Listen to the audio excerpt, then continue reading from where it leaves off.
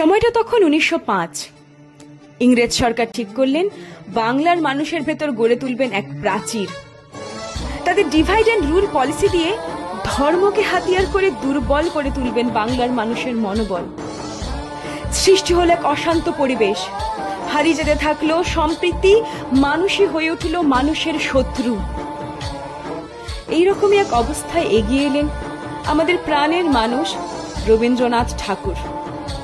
তিনি বুঝলেন মানুষকে ঐক্যবদ্ধ না করে উপায় নেই, একতা সম্প্রীতিই একমাত্র পথ।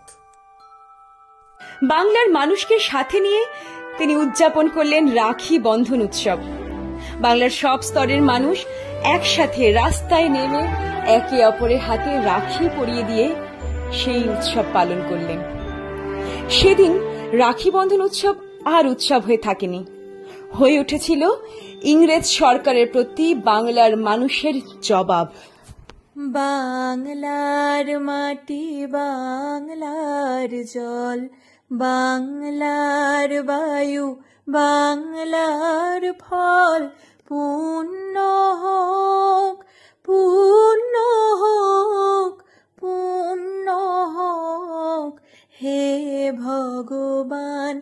বাঙালির প্রাণ, বাঙালির মন, বাঙালির ঘরে যত ভাই বোন, এক হোক, এক হোক, এক হোক হে ভগবান।